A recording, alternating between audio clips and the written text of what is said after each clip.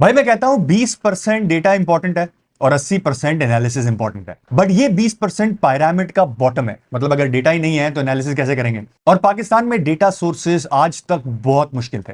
आज तक मैं क्यों कह रहा हूं, क्योंकि एक डेटा सोर्स आ गया है जो कि एक्चुअली बिल्कुल ठीक है।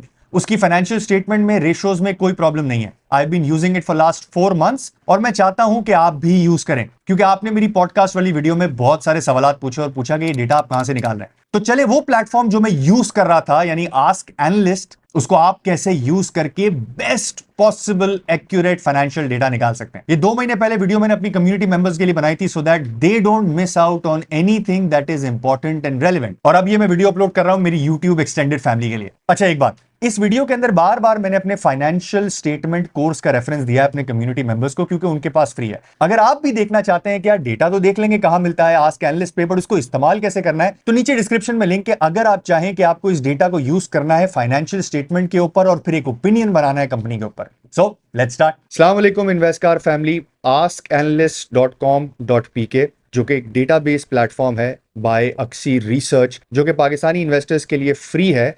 इसका रिव्यू 2.0 मैं आप लोगों के सामने लेके हाजिर आया हूं, बिकॉज जो 2 महीने पहले हमने रिव्यू किया था, जिसको आप यूज कर रहे हैं, जिसमें बहुत ही इंफॉर्मेटिव इंफॉर्मेशन निकाल रहे हैं और कम्युनिटी में डिस्कस भी कर रहे हैं, कुछ चीजें चेंज हुई हैं। मतलब उनकी जगहें कुछ चेंज हुई हैं, कुछ नए डेटाबेसेस आ गए हैं। So it has probably become the most trusted, क्योंकि मैंने बहुत जगहों पे इसके डेटा को कंपेयर किया है, फाइनेंशियल स्टेटमेंट्स निकाल निकाल के कंपेयर किया है, and their financial statement has been the best. The same in depth review जिस तरह लास्ट टाइम हम लोगों ने बनाया था, सिर्फ फर्क इतना है कि जो कंपनी स्पेसिफिक चीजें हैं उनको मैं पहले डिस्कस करूंगा, चाहे जितने भी टैब्स में आ रही हूं, या डेटा बैंक वाली चीजें हैं वो मैं डिस्कस करूंगा एंड ऑफ द वीडियो के अंदर। सो लेट्स स्टार्ट। सबसे पहले हम लोग आएंगे askanalyst.com.pk। इस तरह का ये पेज दिखेगा। ये है मार्केट का सारा डेटा जो कि एक इन्वेस्टर को जरूरत हो सकती है during the day, during the week. Essentially अगर मुझे आप लोगों का रूटीन बनाना होता तो 9:15 9:30 बजे फॉर एग्जांपल, या जब भी आप उठते हैं और मार्केट को देखने की कोशिश करते हैं, I would have open this page. ये मुझे उस दिन की सारी इंपॉर्टेंट चीजें एक बार रिव्यू करने के लिए दे देता। जैसे फॉर एग्जाम्पल हर week they issue a research report, जो कि अक्सर टेक्निकल्स होती हैं लेकिन इकोनॉमी रिलेटेड भी होती हैं। जैसे for example left hand side पे आपको नजर आ रहा है रिसर्च रिपोर्ट। यहाँ पे ये इनकी टेक्निकल रिपोर्ट है। Let me load it up. ये देखें, ये लास्ट है 19 मई की रिपोर्ट। ये फ्री है। अवेश इकबाल साहब ने बनाई है ये। और केसी 100 इंडेक्स का चार्ट है, ओजीडीसी का चार्ट है, पीपीएल का चार्ट है, पीएसओ का चार्ट है, एटीआरएल का चार्ट है, हबीब बैंक का चार्ट है। इसी तरह वापस आएंगे यहाँ पे कि एक कॉशियस रीबाउंड, ये 12 मई का था। मतलब every week they are issuing their technical report which is all free. हम कहते हैं ना यार कहाँ से मिलती है टेक्निकल रिपोर्ट, जो नए नए बाजार के अंदर आ रहे होते हैं, जिनका टेक्निकल में इंटरेस्ट होता है और वो देखना चाहते हैं कि बाकी लोग चार्ट्स क्या बना रहे हैं या एक्सपर्ट टेक्निकल एनालिस्ट चार्ट्स क्या बना रहे हैं, यहाँ पे आपको मिल जाएगा। This is only charts by the Axis research, ठीक है। ये बाकी बाजार के चार्ट्स नहीं है, ये इनके चार्ट्स हैं। इसी तरह इकोनॉमी पे अगर इन लोगों ने कुछ लिखा है तो इकोनॉमी के ऊपर इनकी रिपोर्ट आ गई। 5 मई को इन्होंने स्टेट बैंक ने जब इंटरेस्ट रेट को नीचे किया था तो उसके रीजन क्या थे, टेक अवेज क्या थे, वो सारे के सारे इस रिसर्च रिपोर्ट में आ गए। उसके बाद लेटेस्ट न्यूज है। Anything that is latest updated, वो यहाँ पे आपको लेटेस्ट न्यूज नजर आएगी। बट मैं यहां से इसको फॉलो नहीं करता हूं। मैं सुबह मॉर्निंग ब्रीफिंग का आपको एक पेज मिलेगा यहाँ पे, पीडीएफ, मैं इसको खोलता हूं और इसको फॉलो करता हूं। यहां पे सारी न्यूज, जिस तरह यहां पे सिर्फ 3 या 4 नजर आ रही थी और फिर आपको ड्रॉप डाउन करना पड़ रहा था, ये वो चीज है जो कि मोस्ट प्रोबेबली म्यूचुअल फंड्स को भेजी जाती है, so that in the morning they are updated कि यार क्या क्या इंपॉर्टेंट चीजें हैं जिसको हमें फॉलो करने की जरूरत है। तो अगर आप इस पर्सपेक्टिव से फॉलो करते हैं तो यहाँ पे आपकी सारी न्यूज और अखबार के आर्टिकल जहां पे भी आपको जाना है, जिस तरह नीचे नजर आ रहा है ट्रिब्यून का आर्टिकल है। But let me come back here. Pakistan eyes 125 million mango export, Honda car profit up वगैरह वगैरह। और साथ साथ पिछले दिन का जो भी मार्केट के अंदर फीपी लीपी, यानी कि गोरे ने कितना काम किया, इंडिविजुअल ने कितना काम किया, म्यूचुअल फंड्स ने कितना काम किया, इंश्योरेंस ने कितना काम किया, बैंक्स ने कितना काम किया, मेरे लिए इतना इंपॉर्टेंट नहीं होता ये, बिकॉज मैं किसी को देख के इन्वेस्टिंग करना पसंद नहीं करता हूं। मैं पसंद करता हूं कि यार इन्वेस्टिंग वो होनी चाहिए जो खुद समझ में आए और खुद का जिस पे कॉन्फिडेंस हो। अगर हम देख के ले रहे होते हैं ना, म्यूचुअल फंड्स ले रहे हैं या बैंक्स ले रहे हैं, मतलब हम किसी की बिलीफ के ऊपर बिलीव करने की कोशिश कर रहे हैं और हमें नहीं पता है कि इसमें से कौन क्या ले रहा है, नंबर 1 स्टॉक्स क्या है, एंड नंबर 2 वो क्यों ले रहा है, क्यों इज मोर इंपॉर्टेंट, ठीक है। इस तरह सेक्टर वाइज फॉरेनर्स ने ईएनपी के अंदर माल बेचा है, ओएमसीज के अंदर माल लिया है, बैंक्स के अंदर माल बेचा है और टेक के अंदर माल लिया है, ठीक है। मेजर इंडिसीज अगर आपको देखनी हो तो यार केएससी 100 इंडेक्स, सेंसेक्स, निकी, हैंगसेंग, एसएनपी 500, फुत्सी जो कि यूके का है, क्या हुआ उसके अंदर, मेजर कमोडिटी प्राइसेस के अंदर क्या चेंज आया डे ऑन डे, ये यहाँ पे आपको मिल जाएगा। और करेंसी रेट्स क्या इंटर बैंक में रहे, ये आपको मिल जाएंगे, ठीक है। This ends the report. और यहां पे every morning I come and see this report so that मेरे पास एक अपडेट हो कि कल के इंपॉर्टेंट न्यूज आर्टिकल्स क्या थे और आज किसकी वजह से अगर मार्केट मूव कर रही है तो वो कर सकती है। This is done. ये जो चीजें मैंने आपको इसके अंदर बताई, यहां पे थोड़ी सी डिटेल के अंदर इधर बता दिए, जैसे फॉरेनर्स ने कितना काम किया, इंडिविजुअल ने कितना काम किया, इंडिसेस में मेजर क्या हुआ। यहाँ पे सेक्टर वाइज एक एलोकेशन इंक्रीमेंटल दे दिया है। जैसे फॉर एग्जांपल सीमेंट में फॉरेनर, फीपी मतलब फॉरेनर, फॉरेनर ने क्या काम किया, सीमेंट में उन्होंने माल परचेज किया है, फर्टिलाइजर में सेलिंग की है, ईएनपी में सेलिंग की है, ओएमसी फ्लैटिश था, बैंक्स सेलिंग की है, टेक में सेलिंग की है। टेक इज 0-0 मतलब कोई काम खास नहीं था, बाइंग और सेलिंग बराबर थी। कमोडिटीज जो भी इंपॉर्टेंट होती है वो यहाँ आपको मिल जाती हैं, बट कमोडिटीज का बहुत अच्छा डेटाबेस इनके पास है जो मैं एक्जैक्टली आपको बताऊंगा, और currencies. So this concludes the first thing जो कि हम मार्केट की बात करने वाले हैं। अब हम क्या करेंगे, अब हम जाएंगे कंपनीज के ऊपर। Anything that is related to the companies आपको इस टैब के अंदर मिल जाएगा, चाहे उनके फाइनेंशियल्स हो, उनकी वैल्यूएशंस हो, उनके रेशोज हो, उनका स्नैपशॉट हो। ये चीजें कंपनीज में तो आपको मिल जाएंगी, बट बाकी टैब्स के अंदर भी आपको बहुत बहुत इंपॉर्टेंट चीजें मिलेंगी जो कि कंपनी स्पेसिफिकली आप यूज कर सकते हैं। तो लेट्स कम टू कंपनीज। जैसे ही आप कंपनीज के अंदर आएंगे ना, आपको नजर आएगा कि यहाँ पे एक सर्च का कॉलम है। यहाँ पे आप अपने नाम की कोई भी मर्जी की कंपनी उठा के रख सकते हैं। जैसे for example I search Helio, ठीक है, मैंने उसको हेलियन को सर्च किया। यहां पे अपडेटेड इंफॉर्मेशन अबाउट हेलियन, सबसे पहले आपको लेफ्ट हैंड साइड पर नजर आएगा उसका चार्ट। आप इसको हिला के देख सकते हैं if you are interested in the chart कि कहां से इसकी प्राइस मूवमेंट शुरू हुई है। ये ट्रेडिंग डेटा में आपको ये अपडेट मिलता है कि ओपन स्टॉक कहां हुआ, हाई क्या था, कल की क्लोजिंग क्या थी, लास्ट डे क्लोजिंग प्राइस क्या थी, बिड वॉल्यूम। अभी मैं वीकेंड पे बना रहा हूं इसलिए यहाँ पे बिड वॉल्यूम नजर नहीं आ रहा है, वरना ये भी अपडेट होता रहेगा। फिर यहाँ पे आपको नजर आता है कि रिटर्न और हिस्ट्री क्या है, मतलब 52 वीक्स हाई कितना है, सबसे ज्यादा हाई पूरे साल के अंदर कितना बना है, 975 का हाई बना है, लो कितना है, 242 का है, एवरेज कितना है, 635 का है, 1 month return, 3 month return, 6 month return, 1 year return, 3 year return, 5 year return. ये इंपॉर्टेंट चीजें यहाँ पे शुरू होती हैं बिकॉज यहाँ पे रेशियोज में जा रहे हैं। मैं आपको बताऊंगा कि क्यों इंपॉर्टेंट है। प्राइस अर्निंग मल्टीपल 16.5 के प्राइस अर्निंग मल्टीपल्स पे चल रहे हैं। प्राइस टू अर्निंग मल्टीपल आपको बताया ना, आप कम्युनिटी मेंबर है, मैंने आपको एक्सप्लेन किया है कि प्राइस टू अर्निंग मल्टीपल कितने किस्म के होते हैं। ये price to earning multiple trailing price to earning multiple है। इसका मतलब क्या कि लास्ट ईयर की अर्निंग और आज की प्राइस को ऊपर रखा और लास्ट ईयर की अर्निंग्स को नीचे रखा। पी मल्टीपल को हम क्यों इस्तेमाल करते हैं, हम ये देखने के लिए इस्तेमाल करते हैं कि कंपनी वर्सेस इट्स अर्निंग्स आज ज्यादा मल्टीपल पे मौजूद है या उसका रेशो ज्यादा है या उसका रेशो कम है। ज्यादा है इसका मतलब कंपनी महंगी हो गई है, कम है इसका मतलब कंपनी सस्ती हो गई है। बट कम और ज्यादा क्या होता है, सिस्टम तो 40 के पी मल्टीपल पे भी चलता था, और मुझे अगर मेपल लीफ नजर आता है कि वो 5 के पी मल्टीपल के ऊपर चल रहा है, तो क्या मतलब मेपल लीफ सिस्टम से अच्छा हो गया?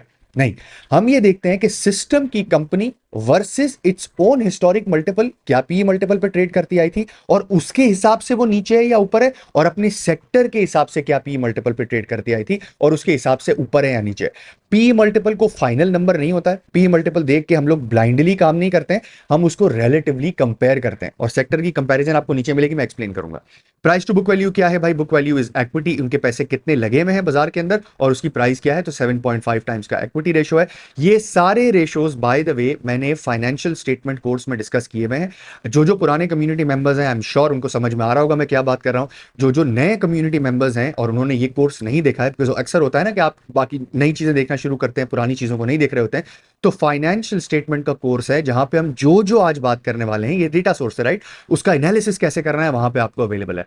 सो this is all free for you as a community member. Just go in and watch and increase your knowledge so that आपको ये भी समझ में आए यहाँ पे क्या हो रहा है, डेटा निकालना कैसे हो, फिर डेटा के साथ करना क्या है वो भी समझ में आ जाए। ठीक है, dividend yield 0.7%, enterprise value, cash, इसके बाद कितना पड़ा हुआ है, मार्केट कैप कंपनी का कितना है, free float number of shares कितने हैं, 15 मिलियन शेयर्स हैं, टोटल शेयर्स 117 मिलियन है, फ्री फ्लोट परसेंटेज कितना है, 13.4%। ठीक है, अब मैं यहां पे आके बताता हूं कंपनी के फाइनेंशियल स्नैपशॉट। नंबर 1, ये एनुअल फाइनेंशियल स्नैपशॉट है और ये 6 सालों का यहां पे अवेलेबल है। ठीक है, तो ईपीएस 2024 में इसकी 39.1 आई थी, डीपीएस इसने 20 रुपए का डिविडेंड दिया था, बुक वैल्यू पर शेयर इसकी 102 रुपए की थी, डिविडेंड यील्ड इसकी बनती है उसके हिसाब से 2.7% की, price to earning multiple ratio बनता है 19 टाइम का, price to book value multiple बनता है 7.3 times, price to sales 2.3 times. अब हम ये जो नंबर्स देख रहे हैं ना, जितने भी चीज, EV upon EBITDA, EV upon sales, ROE, जो भी आप नीचे देखते आएंगे, ग्रॉस मार्जिन, एबिटा, ये इन इट सेल्फ अगर मैं ये सारा डेटा यहां से डिलीट कर दूं ना,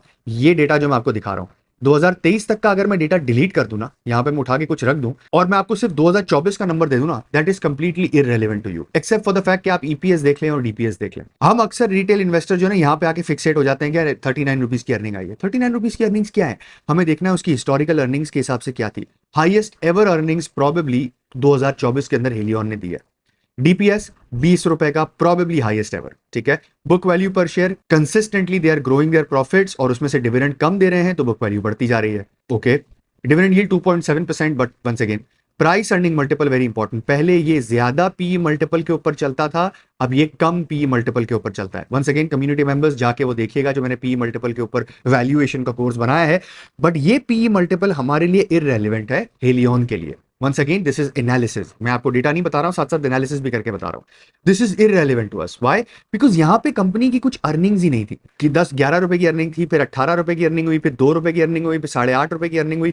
तो होता यह है कि जब अर्निंग्स बहुत नीचे होती हैं तो स्टॉक्स तो नीचे आते ही आते हैं, बट कभी कभी स्टॉक्स उतना नीचे नहीं आते हैं जितनी अर्निंग्स नीचे आ जाती है। फॉर एग्जाम्पल अगर 300 रुपए का स्टॉक था तो वो 100 रुपए का तो हो गया, बट 300 रुपए में अगर 10 रुपए की अर्निंग थी और 30 का पी मल्टीपल था, लेकिन ये जब 100 रुपए का हुआ है तो 2 रुपए की अर्निंग हो गई है। जो नजर आ रहा है हमें 2.8 रुपीज की 3 रुपए की अर्निंग हो गई है। ये 100 रुपए का स्टॉक है, इसका मतलब 33 टाइम्स के पी मल्टीपल के ऊपर चल रहा है, जो हमें नजर आएगा कि यार ये पिछला पी मल्टीपल भी 33 था, अभी भी पी मल्टीपल 33 है, but it is irrelevant because पिछले पीई मल्टीपल के अंदर अर्निंग्स थी। और स्टॉक इसलिए इतना नीचे नहीं आया बिकॉज स्टॉक्स जब बहुत नीचे आ जाते हैं तो फिर वो अपनी बुक वैल्यू के हिसाब से चलना शुरू कर देते हैं कि यार कितना प्राइस टू बुक वैल्यू पे मुझे खरीदना है, या ये कंपनी कितनी बड़ी है, कितनी अच्छी है, जिसके हिसाब से मुझे कंपनी लेनी चाहिए। जैसे for example auto companies last पूरी मंदी में लॉसेज में चली गई थी, तो क्या होंडा कार की प्राइस लॉस में आ गई थी? नहीं, वो एसेट वैल्यू पे ट्रेड करना शुरू हो जाती है। मतलब एक वैल्यू पे पहुंचती है जहां पे फिर अर्निंग्स रिफ्लेक्टिव खत्म हो जाती हैं और फिर उसकी जो बुक वैल्यू होती है या जो कंपनी जितनी पुरानी है या जितनी उम्मीदें हैं इस कंपनी से लोगों को आगे, उस प्राइस पे आके खड़ी हो जाती है। सो पुराना P multiple for a company जिसकी अर्निंग्स बहुत कम थी या पुराना P multiple for a company जिसकी अर्निंग्स लॉसेस में थी is irrelevant, we don't see that, ठीक है। So this is all a comparison, what I am trying to tell you, this is all a comparison. Price to sales, क्योंकि sales के अंदर earnings का ताल्लुक नहीं होता, सेल्स तो हर साल बढ़ती रहती है, तो this is a very good comparable number. तो प्राइस टू सेल्स 5.3, 4.4, 3.6, 2.2, 2.8, 2.3। अगर मुझे इस कंपनी के बारे में कुछ ना पता हो और प्राइस टू सेल्स रेशियो को मैं फॉलो करता हूं तो मैं कहूंगा यार ये तो सेल्स तो बहुत तेजी से बढ़ी है, प्राइस नहीं बढ़ी उस हिसाब से, इसलिए रेशियो नीचे आ गया। तो अगर हालात बेहतर होंगे तो हो सकता है प्राइस टू सेल्स 3.2 पे चलना शुरू हो जाए। फिर मैं करूंगा कि अगले साल की सेल्स कितनी है उसको 3.2 से मल्टीप्लाई करके स्टॉक प्राइस निकालने की कोशिश करूंगा, but that's too much into the ratios, but let's go ahead. EBITDA ratio, gross profit margin कितना है, हमें ये बता देता है कि इस कंपनी के अंदर प्रॉफिट कितना बन रहा है। मार्जिन के हिसाब से इबिटा मार्जिन कितना है, once again highest ever. Operating margin कितना है, वंस अगेन हाईएस्ट एवर। और नेट मार्जिन कितना है, वंस अगेन हाईएस्ट एवर। यहां पे तो हमें कंपनी की चीजें मिल गई, राइट। यहां पे उसके हिसाब से हमें कंपनी का कंपैरिजन भी मिल गया with in the sector.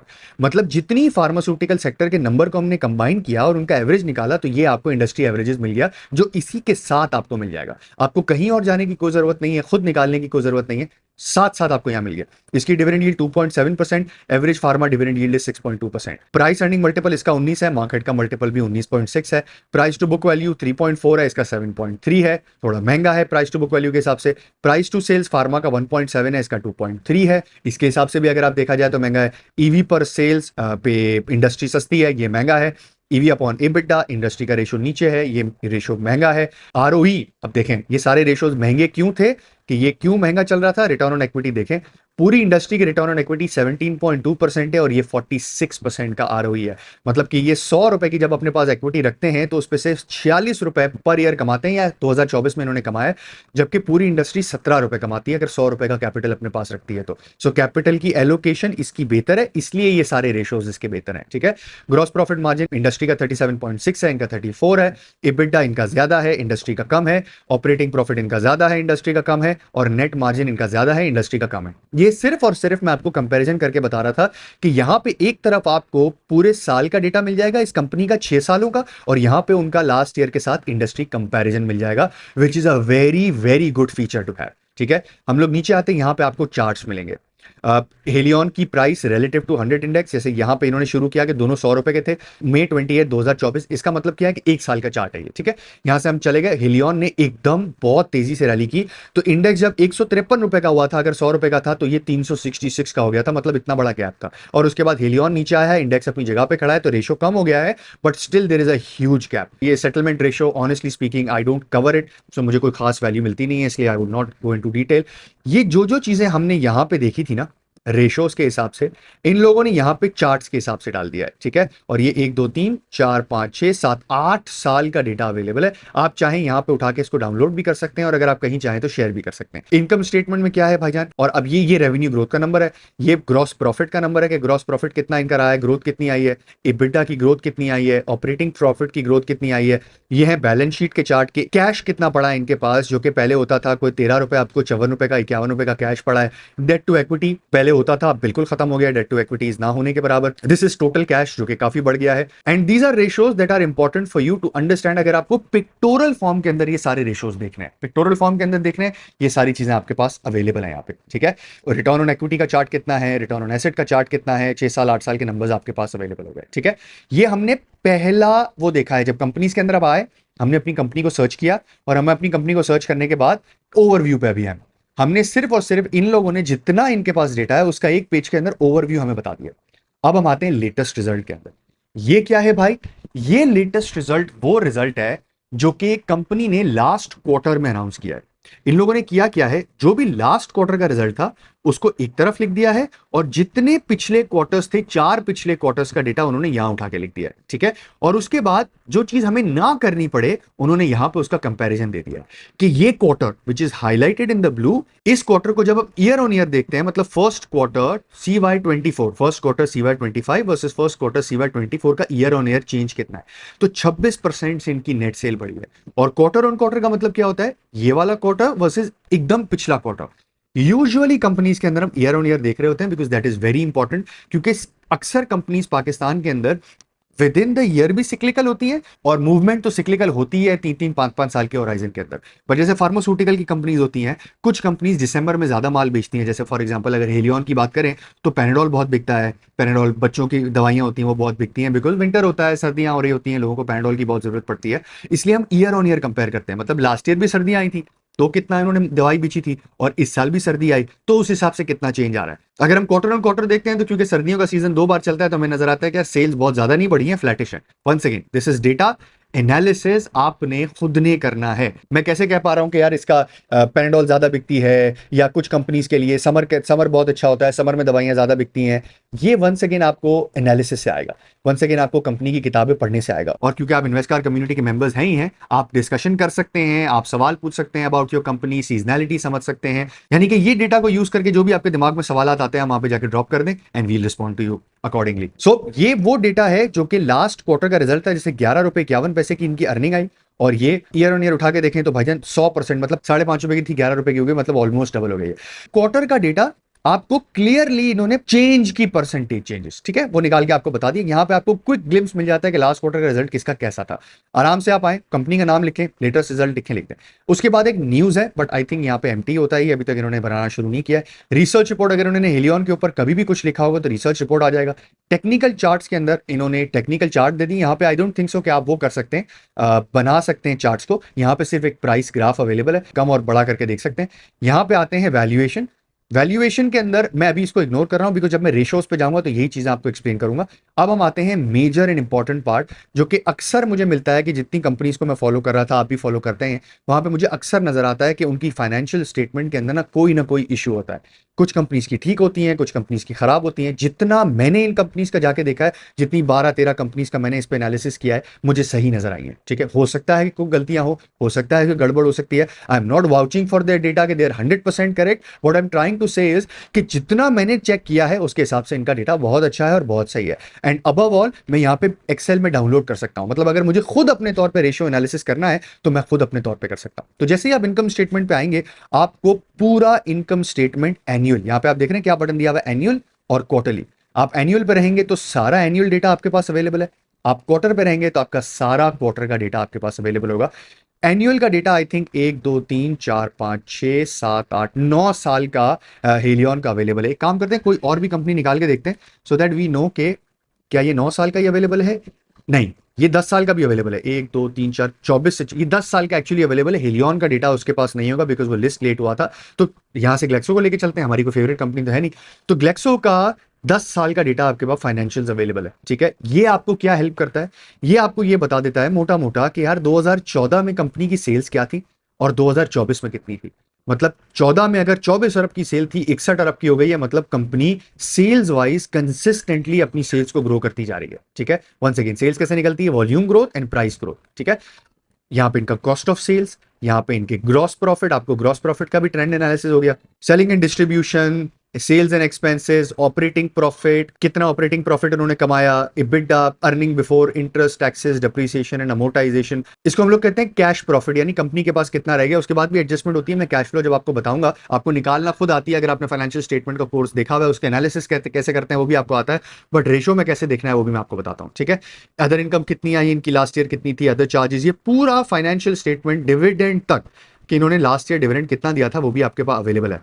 Before I go to quarterly, मैं आपको एक बहुत ही यूनिक फीचर आपको यहां पे बताता हूं। ठीक है, सबसे पहले तो अगर आप पहला ये जो बार आपको नजर आ रहा है ना, इसको आप क्लिक करेंगे, पहले मैं जरा सा जूम करता हूं और आपको बताता हूं, ये जो आपको छोटा सा बार नजर आ रहा है ना, इसको जब आप क्लिक करेंगे ना, तो ये जो भी हम सेल्स देख रहे थे, ये आपको ग्राफिकल फॉर्मेट के अंदर नजर आ जाएगी। ठीक है, यहाँ पे आप लाइन वाइज भी देख सकते हैं, ग्राफिकल फॉर्मेट पे भी देख सकते हैं, तस्वीर भी डाउनलोड कर सकते हैं अगर आप चाहें तो, लेकिन उसके बराबर में ज्यादा इंटरेस्टिंग फीचर है, ये नेट सेल्स देख रहे हैं, उसके बराबर में ये लिखा हुआ है कंपनी इनकम स्टेटमेंट, इसको जरा क्लिक कर रहे हैं। जितनी भी फार्मास्यूटिकल्स इनके पास डेटा है, उनका नेट सेल्स का सारा डेटा यहाँ पे अवेलेबल है।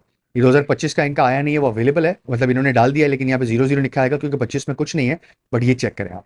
मतलब एबट की सेल्स 21 में कितनी थी, 22 में कितनी थी, 23 में कितनी थी, 24 में कितनी थी। इसेंशियली ये हेल्प इस तरह कर रहा है आपको कि अगर आपको बाकी कंपनीज की सेल्स ग्रोथ यही निकाल के देख लेनी है, तो you can go and see that, मतलब कि आपको नजर आ जाएगा कि यार यहाँ पे क्या किन किन कंपनीज की कितनी सेल्स ग्रोथ हुई है, और एक इमीडिएट स्नैपशॉट आपको मिल जाएगा कि बाकी कंपनीज क्या कर रही हैं इसके अंदर। एक मिनट के लिए before I go head into the quarterly, मैं आपको ये बता दूं कि ये डाउनलोड कैसे होगा। ये आप यहाँ पे आए, यहाँ पे आपने पीडीएफ डाउनलोड कर लिया, सॉरी एक्सेल डाउनलोड कर लिया, ये आपने ओपन किया, ये आपके पास एक्सेल का डेटा आ गया। ठीक है, अब आप चाहें तो फॉर एग्जांपल ग्रॉस प्रॉफिट की ग्रोथ तो मैंने देख ली थी, अब मैं चाह रहा हूं ग्रॉस प्रॉफिट मार्जिन में इनके साथ क्या होता है कि कितना पैसा सेल्स करने के बाद इनको बचता है कोर कॉस्ट लगाने के बाद। प्रॉफिट मार्जिन का एनालिसिस क्या है भाई, मोटा मोटा 26, 27, 27, 26, मतलब ये पीरियड जो था ना 17, 18 का, यहाँ पे रुपया डिप्रिशिएट नहीं हो रहा था, इनकी प्राइसेस और वॉल्यूम बढ़ती जा रही थी, तो यहाँ पे इनके मार्जिन बहुत अच्छे थे 18 तक। और 18 के बाद प्रॉबेबली ऐसा नजर आता है कि इनके मार्जिन्स काफी तेजी से घटना शुरू हो गए, 21 2 साल खड़े रहे, फिर एकदम से 2021 में 27 हो गए, और फिर 17, 17 और 25। अब now we are coming back to the same levels जहां ये थे। यहाँ पे 22 अरब की टॉप लाइन थी, यहाँ पे 61 अरब की टॉप लाइन है, इसलिए यहाँ पे उन्होंने 27% ग्रॉस प्रॉफिट कमाने के बावजूद 1.7 बिलियन का नफा कमाया, और यहाँ पे 25% कमाने के बाद इन्होंने 6.5 बिलियन का नफा कमाया। So margin are important, absolute sales are दोनों इंपॉर्टेंट। सो मैंने आपको ये बता दिया कि एक्सेल डाउनलोड करके अगर आपको आता है कि एनालिसिस कैसे करना है, तो यहां पे आप बहुत आराम से कर सकते हैं। अब हम आते हैं क्वार्टरलीज के ऊपर, हर क्वार्टर का डेटा आपके पास अवेलेबल है।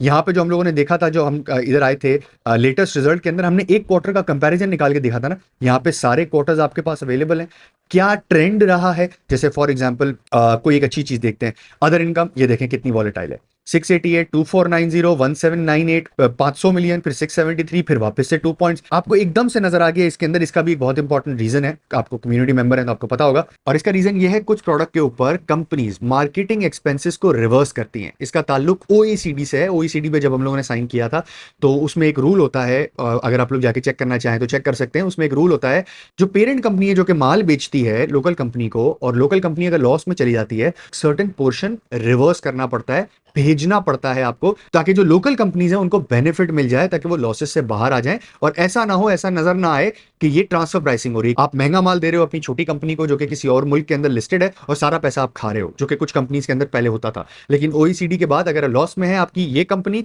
तो फिर you will have to remit them money back, but इसके अंदर ये रूल होता है कि लॉस में है तो, बट कंपनी नफे में आ गई, इसीलिए हमने देखा कि फर्स्ट क्वार्टर के अंदर इसका कोई रिवर्सल नहीं आया। बट ये तो हम कंपनी के अंदर चले गए, ये एनालिसिस के अंदर चले गए, मैं आपको यहाँ पे डेटा समझाने के लिए आया हूँ क्या क्या डेटा आपको मिल सकता है। ठीक है, यहाँ पे टैक्सेशन, मतलब सारा क्वार्टर का डेटा सेम एक्सेल फॉर्मेट के अंदर और नंबर फॉर्मेट के अंदर एक्चुअली आपको यहाँ पे मिल सकता है, विच is a very very nice feature.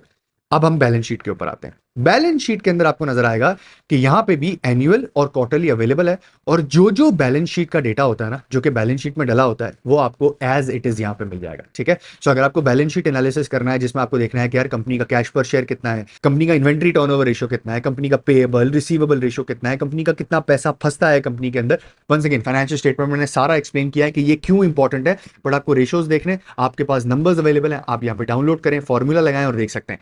वो भी जरूरत नहीं रही है, पहले हम खुद करते थे, वो भी रेशोज के अंदर मैं आपको जाऊंगा, वहां पे भी खुद इन्होंने करके दे दिया है। So you will have a complete picture, ठीक है। यहाँ पे आपको पूरी बैलेंस शीट आपके पास अवेलेबल है, ऑपरेटिंग एसेट्स क्या हैं, लॉन्ग टर्म इन्वेस्टमेंट्स उनकी क्या हैं, एसेट्स कितनी है, इक्विटी कितनी है, इक्विटी कंसिस्टेंटली इनकी अब बढ़ती जा रही है, 11 अरब 12 अरब की इक्विटी होती थी, अब 28 अरब की इक्विटी हो गई है, और क्वार्टरली बेसिस पे भी अवेलेबल है अगर आप डाउनलोड करके देखना चाहें तो, ठीक है। आगे निकलते हैं, कैश फ्लो के ऊपर आते हैं, और this is one of my favourite sheets, क्योंकि मेरे लिए cash flow is the holy grail. Company की कुछ भी हो, क्योंकि मुझे पता है कि कुछ कंपनीज को मुझे कैश फ्लो पे कैसे देखना है, अगर कंपनी का कैश फ्लो कम है तो उसका एडजस्ट मुझे कैसे करना है, उसके मैंने कुछ ट्रिक्स एंड रेशियोज बनाए हुए जो मैं आप लोग कम्युनिटी के साथ शेयर करता रहता हूं। बट सिंपल अगर आपको कैश फ्लो निकाल के देखनी है ना, बेस्ट आपको कैश फ्लो निकाल के दे दिए, और ये उस तरह से निकाल के दिए जिस तरह एक एनालिस्ट देखता है। अगर आप कंपनी की कैश फ्लो निकाल के देखेंगे ना, तो वो बिल्कुल मतलब फ्री कैश फ्लो पे पहुंचने के लिए, free cash flow to equity holders पे पहुंचने के लिए, यानी हम इक्विटी होल्डर है ना, हमारे को कितना पैसा बचा, और अगर पूरी फर्म के लिए कितना कैश फ्लो बचा बिजनेस करने के बाद। फर्म का जो कैश फ्लो बचता है उसमें से डेट निकलता है, डेट की रीपेमेंट निकलती है, वो हमारा पैसा नहीं है ना, हम इक्विटी होल्डर नहीं है, तो इसलिए फर्म पहले पैसे वापस कर देती है, और जो बचता है हमारे लिए वो इक्विटी होल्डर्स का पैसा होता है। सो फॉर एग्जाम्पल यहाँ पे आए, इन्होंने 6.5 अरब की नेट इनकम कमाई, डिप्रीसिएशन एड बैक हो गया, increase and decrease in working capital assets, मतलब कि कितना पैसा वर्किंग कैपिटल एसेट्स के अंदर, इन्वेंट्री के अंदर, रिसीवेबल के अंदर पैसा फंसा, वो देखा 2.4 बिलियन इनका फंसा। इंक्रीज और decrease in working capital liabilities, working capital liabilities में पैसा फंसा मतलब पैसा बचा, इन्होंने आगे लोगों को कम पैसा दिया तो उसका पैसा बचा, तो वो कैश फ्लो पॉजिटिव है। ये पूरे कैश फ्लो की साइन वाइज चल रहा है, this is a positive number जो कि कैश फ्लो को बढ़ा रहा है। This is increase in working capital assets. अब increase in working capital assets आप सुनेंगे तो आप बोलेंगे यार ये क्या बात हुई, increase in working capital assets का मतलब कंपनी के अंदर पैसा फंस गया, लाइबिलिटी के अंदर इंक्रीज आया मतलब कंपनी के अंदर पैसा आया। इधर साइंस में फर्क होता है, वंस अगेन दैट कोर्स, ठीक है। Other assets, operating cash flow इनका कितना था भाई, 5.5 बिलियन का था, निकाल के दे दिया। इन्होंने इंटरेस्ट को इसमें से ऐड बैक कर दिया, यहाँ पे इंटरेस्ट का एक्सपेंस देख लिया इन्होंने, फिर केपेक्स इन्होंने कितना साल का एक्सपेंस किया, ये पैसा हमारे पास से निकला, माइनस का साइन है, तो कंपनी के पास पैसे बचे कोई 3 अरब रुपए फर्म के पास, पूरी फर्म के पास। फर्म के दो पार्टनर्स होते हैं बड़े, एक उधार देने वाला पार्टनर होता है और एक इक्विटी वाला पार्टनर होता है, यानी हम जो शेयर खरीदते हैं। तो ये पैसा हमें बता रहा है कि टोटल कंपनी के पास पैसा कितना बचा। अब हमने इसमें से इंटरेस्ट निकाल दिया, इसमें से हमने बोरोइंग निकाल दी, इनका कोई बहुत बड़ा डेट नहीं होगा, इसलिए कोई बहुत बड़ा रिपेमेंट नहीं है, और इंटरेस्ट का एक्सपेंस इन्होंने माइनस कर दिया, यहाँ पे एड बैक किया था, यहाँ पे माइनस कर दिया, क्योंकि ये असल यहाँ पे निकल के आता है, वो सिर्फ टाइमिंग डिफरेंस था। और उसके बाद free cash flow to equity holders, जो 6.5 अरब का नफा था ना, उसका कैश फ्लो था 2.8 बिलियन रुपीस का। अब कुछ लोगों का सवाल आएगा कि 6.5 अरब रुपए कमाए से 3 अरब रुपए इनके पास बचे। जी, 3 अरब रुपए इनके पास बचे, बट अदर एसेट्स भी इनके क्रिएट हो गए। कभी भी हम कैश फ्लो को सिर्फ सीधा सीधा ये नंबर्स उठा के नहीं देख लेते, हम ये देख लेते हैं कि यार रेशियोज के अंदर क्या हो रहा है, उन्होंने कितना इन्वेंट्री में पैसा फंसाया है जो कि आगे जाके निकल जाएगा, कितना उन्होंने रिसीवेबल में पैसा फंसाया है जो कि आगे जाके निकल सकता है, पेएबल में इनको पैसा वापस करना पड़ सकता है। बट मोटा मोटा आपको कैश फ्लो एनालिसिस यहाँ पे हो गया। और आप चाहें तो एक ट्रिक है मेरी, अगर आप लेना चाहें तो ले लें, यहाँ पे आप उसको डाउनलोड करें। इस शीट को डाउनलोड करने के बाद आप एक रेशो निकालें जिसको आप कहेंगे free cash flow to equity holders to the profit after tax ratio, यानी कि free cash flow to equity holders divided by ये जो इनकी जो नेट इनकम थी, ये कितना कैश फ्लो अपने नेट इनकम का बचाते हैं। और इसका ट्रेंड स्टेबल होना बहुत जरूरी है। अगर ये स्टेबल नहीं है, इसका मतलब इस कंपनी के पैसे बहुत इन्वेंट्री में फंस जाते हैं, फिर छूट जाते हैं, फिर फंस जाते हैं, फिर छूट जाते हैं, नंबर 1। या नंबर 2, कंपनी लॉस और प्रॉफिट के बीच में घूमती रहती है, मतलब प्रॉफिट बहुत ऊपर नीचे होता रहता है, तो ये चीजें आउट हो जाती हैं। अगर ये दोनों चीजें नहीं है, एक सीधी सादी कंपनी है, तो रेशो बहुत काम आएगा आपको। Sorry, let's come back to the sheet, मैंने आपको फिर एक्सप्लेन करना शुरू कर दिया। बट कैश फ्लो के अंदर आपको ये पूरा कैश फ्लो अवेलेबल है, इस तरह से अवेलेबल है जैसे एक एनालिस्ट देखता है। कंपनी का कैश फ्लो थोड़ा सा कंफ्यूजिंग होता है, बिकॉज वो ऊपर ऑपरेटिंग को अलग कर रहे होते हैं, यहाँ अलग कर रहे थे। भाई हमें तो ये देखना है ना कि हमारे को कैश कितना बचा इक्विटी होल्डर्स को, और उसमें से उधार के पैसे कितने चले गए, ठीक है, ये आपको मिल गया। यहां तक हम लोगों ने बात कर ली। कैश फ्लो में एक चीज है कि यहाँ पे क्वार्टरली अवेलेबल नहीं है कैश फ्लो। क्वार्टरली इस हिसाब से कैश फ्लो बनाना भी अवेलेबल बहुत मुश्किल होता है, बिकॉज उसमें इन्वेंट्री ऊपर नीचे हो रही होती है, तो quarter to quarter cash flow बहुत एब्रप्ट होता है। सो साल का cash flow is enough for you. अब मैं आता हूं रेशोस के ऊपर, एंड प्रोबेबली यार ये मेरी शीट है, जब भी मुझे किसी कंपनी को देखना हो तो सबसे पहले मैं इनकम स्टेटमेंट देखता हूं, उसके बाद कैश फ्लो देखता हूं, और उसके बाद रेशियोज देखता हूं। This is what my process looks like.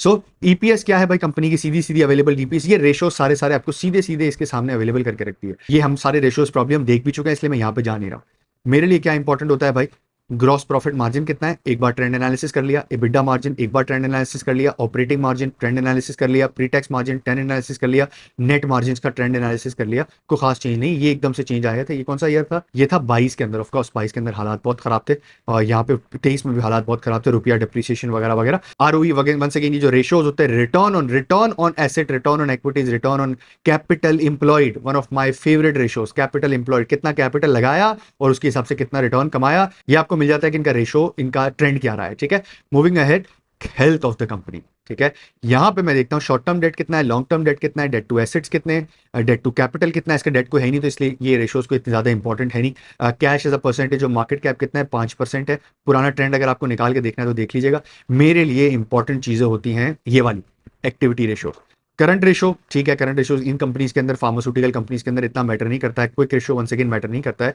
Days in inventory 90 दिन, यहाँ पे मैं डेज इन इन्वेंट्री देखूं तो कितना दिन इनके पास माल पड़ा रहता है, तो थोड़ा सा ये ऊपर गया है डेज इन इन्वेंट्री। और डेज इन पेएबल निकाल के देखोगे आप तो यहाँ पे पेएबल में डेज ऊपर गए, मतलब इन्होंने पैसा जितना फंसाया उतना बचा लिया। और ये शीट को मैं कंसिस्टेंटली हर कंपनी के लिए जो जो मुझे फॉलो करनी होती है मैं आके देख रहा होता हूँ। ठीक है, अब अभी हम कंपनीज पे ही हैं, इसमें आपको डाउनलोड का ऑप्शन है, आपने डाउनलोड कर लिया, ये सारे रेशियोज आपके पास अवेलेबल हैं। अगर आपको लगता है कि यार बहुत जाना इधर उधर हो रहा है और आपको इस रेशियोज के साथ खेलना है, यहाँ पे आपने ग्लेक्सो की फाइल बनाई, यहाँ पे आप आए, आपने कंपनी को चेंज किया, यहाँ पे लेट्स से आपने कर दिया एजीपी लिखा आपने, यहाँ पे जो भी रेशियोज अवेलेबल है यहाँ पे भी आपने डाउनलोड कर दिया, दूसरी शीट के अंदर एजीपी बना लिया, मतलब आपने अपनी खुद की शीट बनाना शुरू कर दी। Now let's go to company filing, जो कि अगला ऑप्शन है। यहाँ पे कंपनी ने जो भी अनाउंसमेंट्स किए ना वो आपको नजर आते रहते हैं यहाँ पे, मतलब जो पीएसएक्स DPS.PSX की वेबसाइट पे जाके हम देखते हैं, वहां पे आप चाहें तो यहाँ पे भी देख सकते हैं। एक कंपेंडियम मिल गया हमें डेटा देखने के लिए। ठीक है, फाइनेंशियल रिपोर्ट, जो कंपनी की फाइनेंशियल रिपोर्ट्स हैं यहाँ पे अवेलेबल है। And this concludes the first tab, जो कि हम कंपनी की बात कर रहे थे, यहाँ पे इतने सारे सब टैब्स थे। ठीक है, बट कंपनी की इंफॉर्मेशन यहाँ खत्म नहीं होती है, कंपनी की इंफॉर्मेशन और भी जगह पे अवेलेबल है, या कंपनी से अगर सेक्टर से रिलेटेड है वहां पे भी अवेलेबल है, तो वो मैं आपको बताता हूँ। बट पहले एक बहुत इंपॉर्टेंट चीज और बहुत अच्छी चीज मैं आपको बताता हूँ, वो है ये मीडिया टैब। और ये media tab can be your life saver अगर आप जेन्युइन इन्वेस्टर हैं। यहाँ पे जो भी एनालिस्ट ब्रीफिंग कंपनीज करती है ना, उनकी रिकॉर्डिंग्स अवेलेबल है। ठीक है, ये आप लोड मोर करते जाएं, ये आपको मिलता जाएगा, लोड मोर करते जाएं, आपको मिलता जाएगा, लोड मोर करते जाएं। यहाँ पे आप आए, जैसे फॉर एग्जाम्पल मुझे देखना है मेपल लीफ, MLCF सर्च, ये रहा मेपल लीफ का अवेलेबल 20 नवंबर 2024 को आखिरी हुई थी, एग्जाम्पल के तौर पे मैंने चेक किया। इसका मतलब ये है कि आपके पास पूरी जो एनालिस्ट ब्रीफिंग है जो आप देखना चाहें, अगर आप देखना चाहें कि यार मैं देखना चाहता हूं कि कंपनी ने लास्ट क्या अपडेटेड इंफॉर्मेशन दी है, यहां पे आपके पास सबका एक्सेस अवेलेबल है। मतलब हर कंपनी की वेबसाइट पे जाके आपको देखने की जरूरत नहीं है, यहां पे उन कंपनीज का लेटेस्ट इंफॉर्मेशन अवेलेबल है। ठीक है, नाउ मैं आपको लेके जाता हूं सेक्टर फंडामेंटल्स के ऊपर, बिकॉज वहां पे भी कंपनी वाइज बहुत अच्छा और गुड डेटा अवेलेबल होता है। तो हम आगे सेक्टर स्पेसिफिक पे, अभी हम इकोनॉमी पे और डेटा बैंक पे नहीं जा रहे हैं, बट यहाँ पे मैं सेक्टर फंडामेंटल्स पे आ गया हूं। यहाँ पे आपको केमिकल, एनर्जी, स्टील, कोल, PIBTL, सीमेंट, फर्टिलाइजर, OMCs और ऑटोज, जो मैंने लास्ट टाइम बनाई थी ना, तो यहाँ पे सिर्फ 4 थे। ठीक है, अब मैं देख रहा हूं यहाँ पे हो गए हैं कोई 9।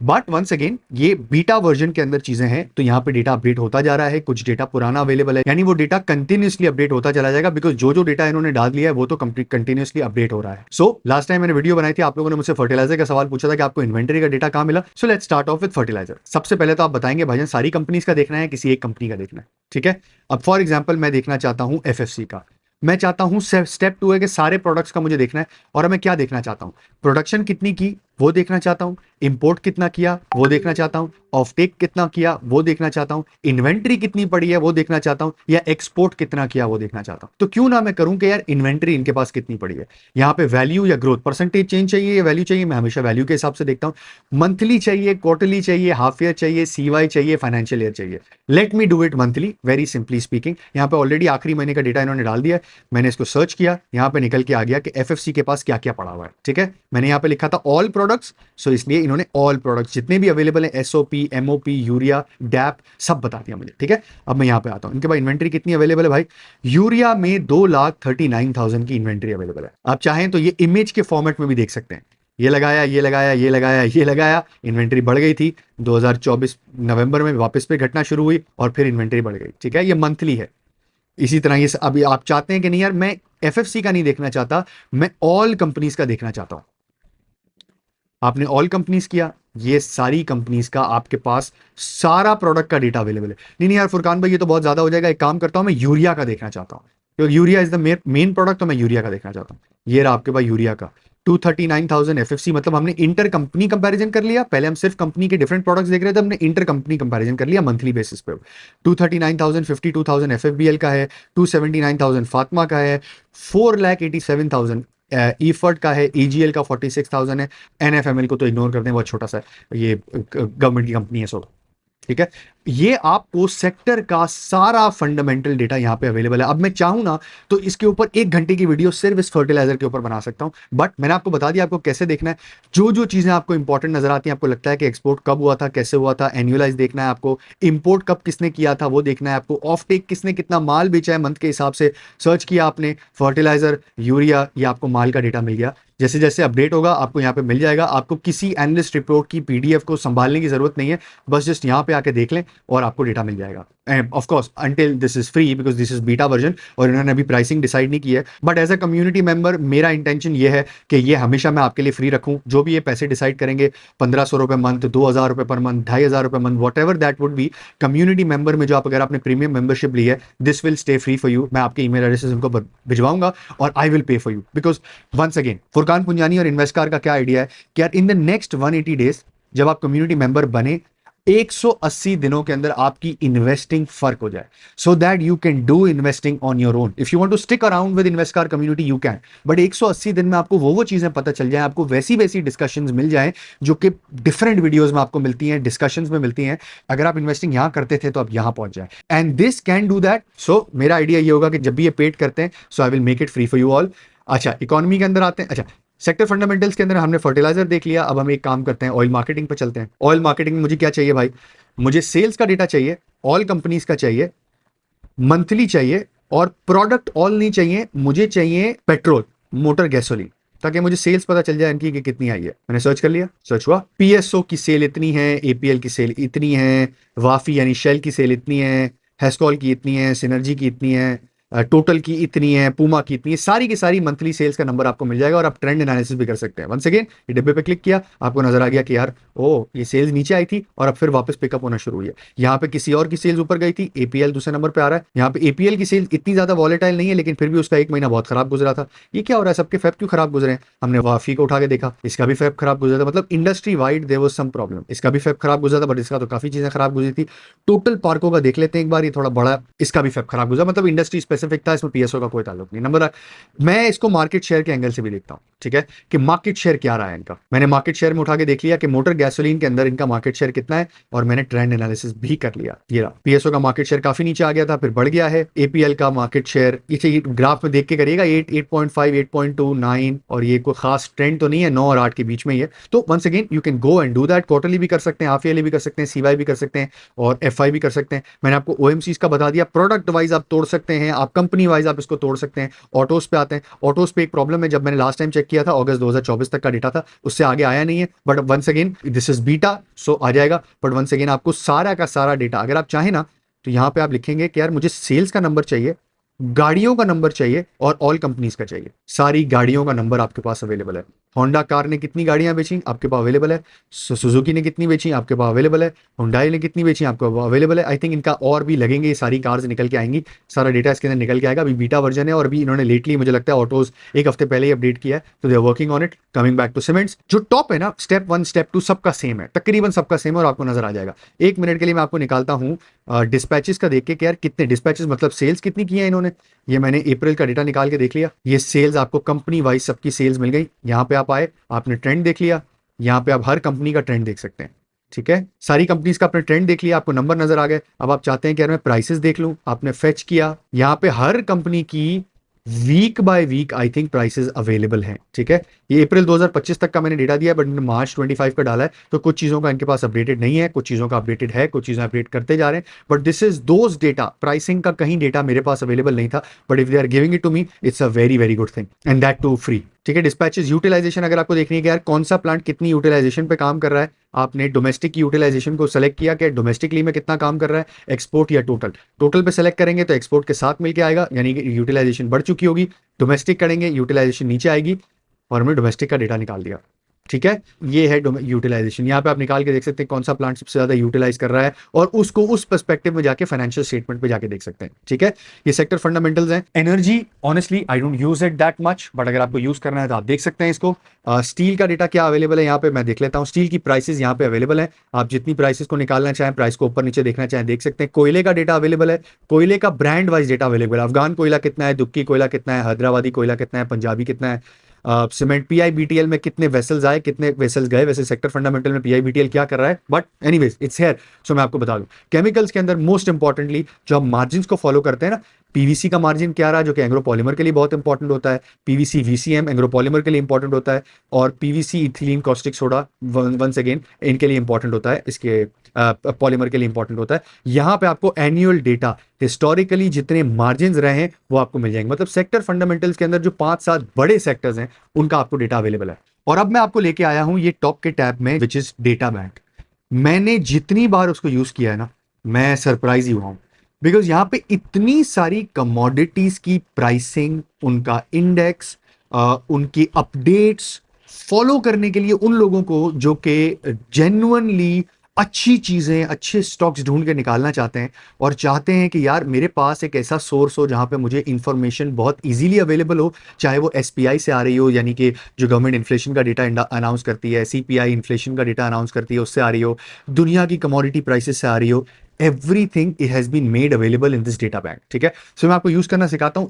इसको आप जितना एक्सप्लोर करना चाहें आपकी मर्जी है, बट मैं कुछ रूल्स हैं इसको यूज करने के लिए, वो मैं आपको बता देता हूं। सबसे पहले तो डेटा बैंक के अंदर आप आएंगे, यहां पे आपको नजर आएगा कि फ्रीक्वेंसी क्या चाहिए आपको, डेली में चाहिए, वीकली में चाहिए, मंथली में चाहिए, क्वार्टरली, वंस अगेन जैसा था, और डेट रेंज क्या है आपकी। ठीक है, ये दोनों चीजें आपने देख ली। पूरा 1 साल का ईयर डला हुआ होता है, वो डले रहने। अब यहां पे आके मैं आपको बताता हूं उसको देखना कैसे। ठीक है, यहां पे 3 या 4 किस्म के चीजें नजर आएंगी आपको, और उसको उसकी डिफरेंट डिफरेंट एनालिसिस हो सकता है, डिफरेंट डिफरेंट तरीका हो सकता है। ठीक है, सबसे पहले तो यहां जहां भी आपको आरसीपीआई नजर आ रहा है, यूसीपीआई नजर आ रहा है, डब्ल्यूपीआई नजर आ रहा है, एनसीपीआई नजर आ रहा है, ये इंडेक्स है।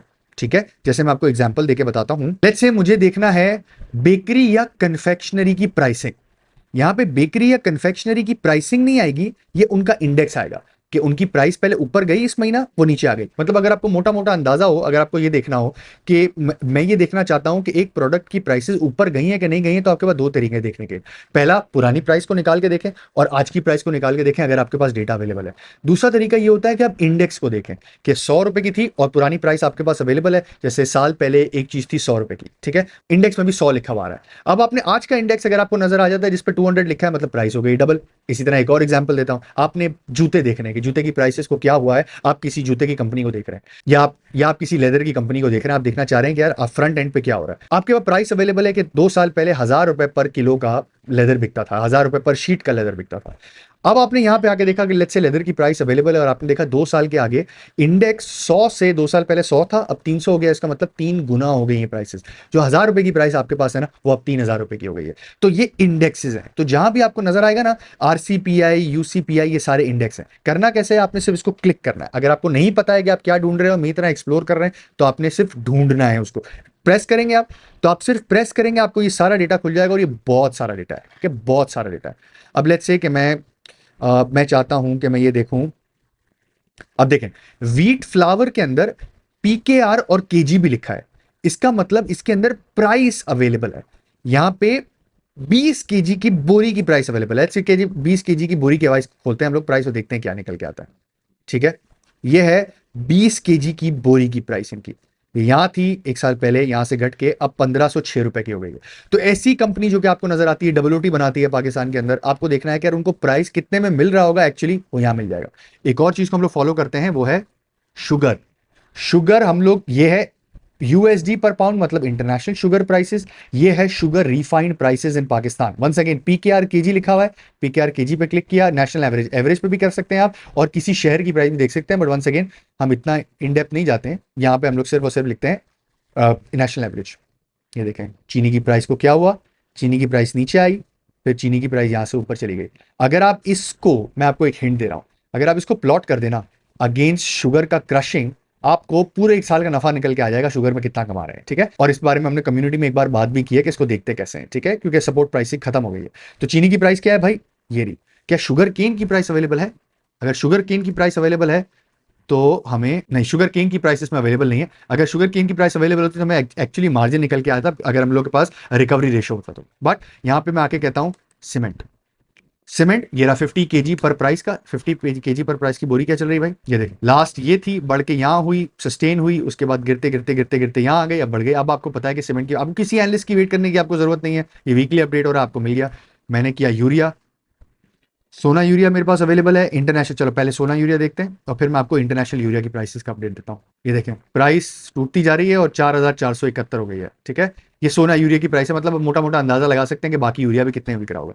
यूरिया लिखा और मैंने यहाँ लिखा चाइना के अंदर यूरिया कितने का चल रहा है, उसका ट्रेंड क्या है। ये रहा, नीचे आ गया था, काफी नीचे आ गया था, $250 का हो गया था, फिर बढ़ के वापस अब $300 का हो गया। और यूरिया की प्राइस में कहाँ कहाँ अवेलेबल है, urea China spot, urea middle east spot, very important. ये देखें 350, 450, 400, फिर वापस नीचे 450, अब फिर 400 पे खड़ा है। वंस अगेन इसको आपने जो भी डेटा आपने निकालना है, आपने इसको क्लिक करना है, मतलब अवेलेबल है यहाँ पे, आपने कोई चीज लिखी है XYZ अवेलेबल है तो नजर आ जाएगा, वरना आप यहाँ पे सर्च करके देखते जाए क्या क्या अवेलेबल है। अभी हम लोग क्योंकि इंटरेस्टिंग चीजें देख रहे हैं तो हम यहाँ पे इंटरेस्टिंग चीजें देखते हैं। अरब लाइट क्रूड की प्राइस अवेलेबल है, क्या है और अच्छा, प्लेन ब्रेड, प्लेन ब्रेड की प्राइस देखते हैं। अभी हम गंदुम देख रहे थे ना, प्लेन ब्रेड की प्राइस यही है, ये 116 रुपए की थी लास्ट ईयर, बट घट के नीचे आ गई है। अरे अगर ये घट के नीचे आ गई है तो क्या WOD वाली कंपनियों को नफा बनेगा, क्योंकि होना तो ऐसा चाहिए था कि अगर कंज्यूमर कंपनी, तो 116 की प्राइस लास्ट ईयर भी खड़ी होती, इस साल भी खड़ी होती है, सारा पैसा इनके जेब में जा रहा होता। But one second, I have not analyse this, but मैं सिर्फ आपको एग्जाम्पल देके बता रहा हूँ, ठीक है। चिकन की प्राइसेस आपके पास अवेलेबल हैं, चिलीज की प्राइसेस आपके पास अवेलेबल हैं। वन सेकेंड, मैं अगर इस डेटा पे टाइम स्पेंड करूँ ना, ऑलरेडी वीडियो ये बहुत लंबी हो गई है, बट अगर मैं इस पर टाइम स्पेंड करूँ ना तो लंबा जा सकता है। अरे अंडा, अंडे की कंपनी लिस्ट हुई है, वंस अगेन आईपीओ पर्सपेक्टिव के अंदर बरकत फरीजा का आपके पास आईपीओ का अवेलेबल है। वहां पे जब ये लिस्ट हो रहा था, मैंने उनके साथ आपको बताया था इनका बिजनेस मॉडल क्या है, कैसे काम करते हैं, क्या यूनिकनेस है इस बिजनेस मॉडल के अंदर, क्या रिस्क हो सकता है। तो अगर आप पहली बार देख रहे हैं ये वीडियो और यहीं से आपने शुरू किया, आप अभी अभी कम्युनिटी मेंबर बने, तो आईपीओ पर्सपेक्टिव के अंदर बरकत फरीजा का आईपीओ पर्सपेक्टिव पड़ा हुआ है, वो जाके जरूर देखिएगा। और ये है हमारी अंडे की प्राइसेस, जो कि इस बार पहली बार मैं शायद देख रहा हूँ कि विंटर के अंदर नीचे आई थी। अगर मैं इसको बढ़ा के देखूँ 1 मिनट के लिए, मैं चाहता हूँ 1 जनवरी 2021 से मई 2025 और क्या 16 तारीख, रीलोड चार्ट, ये देखें, ये देखें, ये है अंडे की प्राइसेस। 168 रुपये दर्जन होता था आई थिंक, और अब ये पहुंच गया है 264 रुपये का दर्जन, डजन है, हाँ डजन ही पहुंच गया, ठीक है 250। वन सेकेंड, इसमें इतना इंटरेस्टिंग डेटा अवेलेबल है, आप जितना चाहें अपनी इंडस्ट्री, आप किसी इंडस्ट्री में काम करते हैं वहां का आपको देखना है। मुझे एक यूनिक चीज नजर आई थी, वो मैं देखता हूँ, मैरिज हॉल का इंडेक्स, वाह। और क्या क्या है भाई, मिल्क प्रोडक्ट प्राइसेस वगैरह वगैरह वगैरह वगैरह वगैरह, क्या है, मटन की प्राइस, ओके। अगर मैं इधर पीकेआर लिखूं, अच्छा मैंने यहाँ पीकेआर लिखा तो जिस जिसकी पीकेआर की प्राइस अवेलेबल है ना, वो सबकी सब आ गई, ठीक है भाई। बाटा का सैंडल की प्राइस देखनी है तो आप देख सकते हैं, फ्रेश मिल्क की प्राइस अगर आप देखनी है तो देख सकते हैं, पेट्रोल सुपर की प्राइस आपको देखनी है, क्या क्या है इसमें यार, कितनी सारी चीजें। चाय की प्राइस अगर आपको देखनी है तो अवेलेबल है, वीट, गंदुम, फ्लोर, खुली प्राइस, लोकल प्राइस, घी की प्राइस, तेल की price, unbelievable. Telephone call charges, क्या है ये, ऐसे ही मैंने लगाया गाइस, चेक तो करते हैं इसको। 2 रुपए, 2 रुपए, 2 रुपए, 2 रुपए, 2 रुपए, हर माल 2 रुपए। तो एनीवेज गाइस, सो ये था डेटा बैंक हमारा, ठीक है। यहां पे हर चीज, तकरीबन चीजों की प्राइसेस आपके पास जो कि इंडेक्स के फॉर्म में या प्राइसिंग की फॉर्म में आपके पास अवेलेबल होगा। और अगर आप उनको फॉलो करना है, उनके सेक्टर्स को आप फॉलो कर रहे हैं, उनकी कंपनीज पे आपको पहुंचना है और यहां पे प्राइसेस अवेलेबल हैं, इंडेक्स के थ्रू अवेलेबल है या फिर पीकेआर मोड में अवेलेबल है, you should really really see that. 2-3 चीजें रह गई हैं, इकोनॉमी पे आएंगे, यहां पे सिर्फ और सिर्फ करेंसी का डेटा है, ठीक है। करेंसी का अगर आपको हिस्टोरिकल ट्रेंड निकाल के देखना हो तो आप निकाल के देख सकते हैं, ठीक है। मीडिया में आपको समझा चुका हूं। कैलकुलेटर में आपको बता दूं, यहां पे अगर आपके पास 3-4 कैलकुलेटर है। सैलरी का टैक्स अगर आपको निकालना हो, आपकी ₹1,00,000 की सैलरी है तो आपका भाई मंथली टैक्स बनता है ₹2.5 लाख। 10 लाख रुपए की सैलरी है तो मंथली टैक्स बनता है 288,000 रुपीज का। SIP कैलकुलेटर, अगर मंथली इन्वेस्टमेंट करते हैं आप ₹1,000 की, ₹1,000 की एक्सपेक्टेड रिटर्न है आपका 18% पर ईयर का, और इन्वेस्टमेंट ड्यूरेशन आपकी 20 साल की है, हर महीने आप डाल रहे हैं, प्लान माई वेल्थ, भाई ये रही आपकी वेल्थ। कितने होंगे आपके पास? 21 लाख रुपए होंगे by the end of the year. एक साल में आपने इतने पैसे लगाए, उसका रिटर्न बनाइए, पूरा आपका कैलकुलेटर आपके पास अवेलेबल है। फेयर मार्केट पीई यानी कि कितना पीई इस वक्त स्टॉक मार्केट का होना चाहिए कम्युनिटी मेंबर्स, इसकी एक डिटेल्ड वर्किंग, ये दो वेरिएबल्स देख रहे हैं, इसकी एक डिटेल वर्किंग कम्युनिटी के अंदर एक्सेल शीट के अंदर हाउ टू वैल्यू स्टॉक्स के अंदर अवेलेबल है। बट लेट्स से मुझे लगता है कि जीडीपी ग्रोथ 3% की होगी और इंटरेस्ट रेट 11% का होगा, तो आपका जो P multiple stock market on an average चलना चाहिए वो 7.36 है स्टॉक मार्केट, ठीक है। इसमें बहुत सारी असम्पशन है, वहां पे मैंने आपको एक्सप्लेन किया है, बट मोटा मोटा 7.36 से ऊपर मार्केट महंगी है, 7.36 से नीचे मार्केट सस्ती है। कंपनी टू कंपनी डिपेंड करेगा, कुछ कंपनी तेज ग्रो कर रही होंगी यानी 3% से जीडीपी ग्रोथ उनकी 10-12% की होगी, वो फर्क होगा। कुछ कंपनीज का कैश फ्लो कम होगा, जिस तरह ओजी पीपीएल, अर्निंग्स तो है लेकिन कैश फ्लो नहीं है, वो सब फर्क होगा। तो please be very careful community members using this. 1 minute के लिए मैं आपको चेंज करके बताता हूं, 5% जीडीपी हो गया तो 7.25%, ठीक है। और अगर मैं कहता हूं कि यार लोगों को लगता है कि इंटरेस्ट रेट हो जाने वाला है 3, ये ग्रोथ रहेगी 3% और इंटरेस्ट रेट हो जाएगा लेट्स से 8%, तो मार्केट का पी मल्टीपल 9.5 का बनता है। यानी कि जो लोग कह रहे हैं महंगी हो गई है बाजार, महंगी हो गई है बाजार, बाजार 30,000 से लाख पॉइंट पे चली गई है, they should look at these numbers. और वैलिड गैस प्राइसेस ये एनालिस्ट के लिए, I don't want to be a part of it, but यहाँ पे अगर आप लिखेंगे कि कौन सी पॉलिसी है, जोन कौन सा है आपको पता होनी चाहिए सारी चीजें। लेट्स से जोन 1 है, क्रूड प्राइस इस वक्त चल रही है $60 की, पीकेआर चल रहा है 280 का, तो गैस प्राइस कितनी निकली भाई इस फील्ड की? $5.3 की गैस प्राइस निकली, पीकेआर के अंदर 1470 रुपए की वैलिड गैस प्राइस निकली।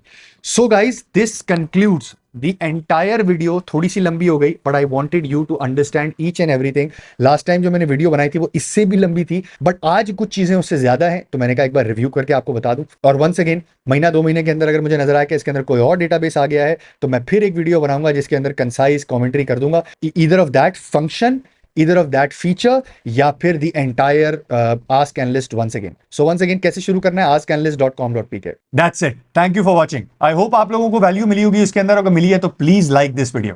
और by the way this is just one of the videos that I have made for community members, because मेरी कोशिश यह है कि मेरा कम्युनिटी मेंबर जो मेरे पास आए, अगले 180 दिनों के अंदर उसकी इन्वेस्टिंग अगर यहां है तो यहां हो जाए। हर वो चीज जो उसको जरूरत हो सकती है अच्छा इन्वेस्टर बनने के लिए कम्युनिटी के अंदर मौजूद है। बट हाँ, ये कम्युनिटी मेंबर उन लोगों के लिए नहीं है जो कि बिल्कुल शुरू कर रहे हैं, ये उन लोगों के लिए है जो कि ऑलरेडी स्टॉक मार्केट में काम कर रहे हैं बड़ा बेहतर काम करना चाहते हैं। तो अगर आपका इंटरेस्ट है एक्सप्लोर करने का कम्युनिटी का, तो नीचे लिंक है। एंड बाय द वे मैंने अपनी सर्कल कम्युनिटी का नीचे एक लिंक लगा दिया है, जहां पे मैंने एग्जैक्ट पोस्ट बताया कि जब आप कम्युनिटी के अंदर आएंगे तो किस तरह से अपनी जर्नी के हिसाब से चीजों को देख सकते हैं। अच्छे इन्वेस्टर्स के दरमियान रहने का और अच्छा इन्वेस्टर बनने का दिल हो तो do join the community. Thank you for watching. Allah Hafiz.